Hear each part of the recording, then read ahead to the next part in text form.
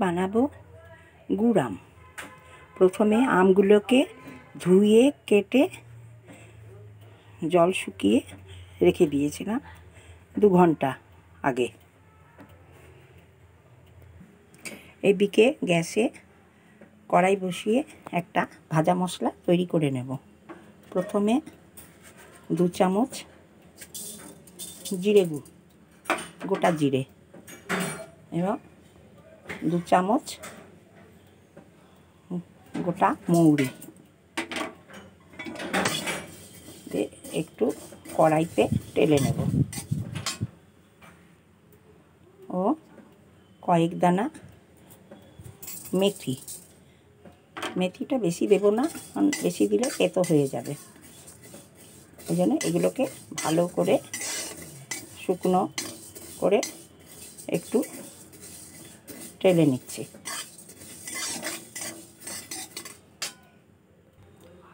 আর 2 চামচ গোটা ধনে যদি থাকে গোটা ধনে দিয়ে নেড়ে চেড়ে নিতে হবে। আমার কাছে গোটা ধনে ছিল না, তাই আমি ডাস্ট করা ধনে গুঁড়োটাই দিয়ে দিলাম।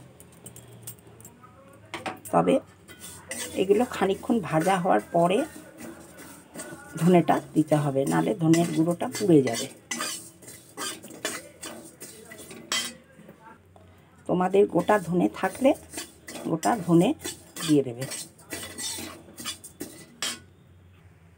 এগুলো হালকা টেলে নেওয়ার পরে ঠান্ডা করার জন্য রেখে দিলাম।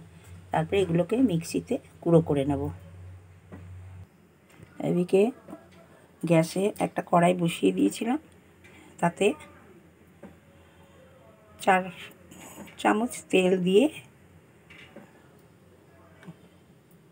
4 চামচ তেল দিয়ে তাতে 4টে শুকনো লঙ্কা ও 1 চামচ 5 ফোড়ন শুকনো লঙ্কা থেকে যখন সুন্দর একটা গন্ধ বেরোবে তখন আমগুলো ছেড়ে দিতে হবে।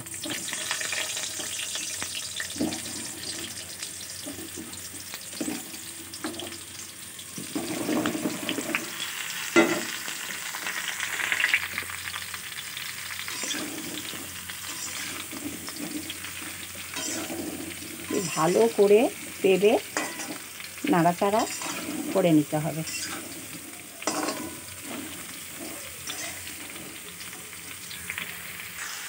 ভালো করে তেলে নাড়াচাড়া করার পরে এখানে প্রথমে দিয়ে দিতে হবে চামচের 1/2 চামচ লবণ এবং 1/2 চামচ বিট লবণ দিয়ে ভালো করে এবার নাড়াচাড়া করে নিতে হবে। বিট লবণটা দিলে খুব সুন্দর খেতে হয়, একটা অন্যরকম টেস্ট হয়, টেস্টটা বাড়িয়ে দেওয়া হবে। তারপরে এর মধ্যে দিয়ে দিতে হবে 1 চামচ শুকনো লঙ্কার গুঁড়ো। একটু টক মিষ্টি ঝাল হবে, দিয়ে ভালো করে নাড়িয়ে নিতে হবে।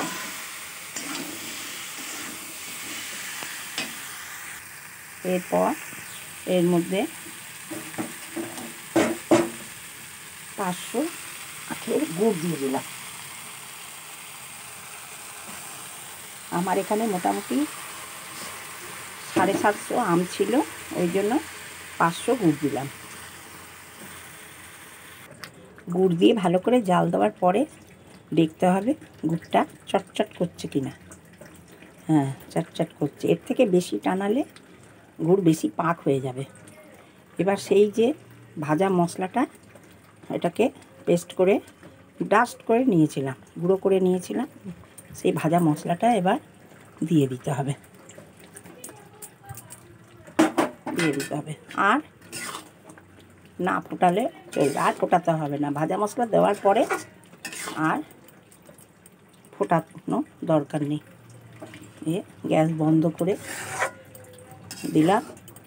হয়ে গেল আমার টক ঝাল মিষ্টি গুড় আম।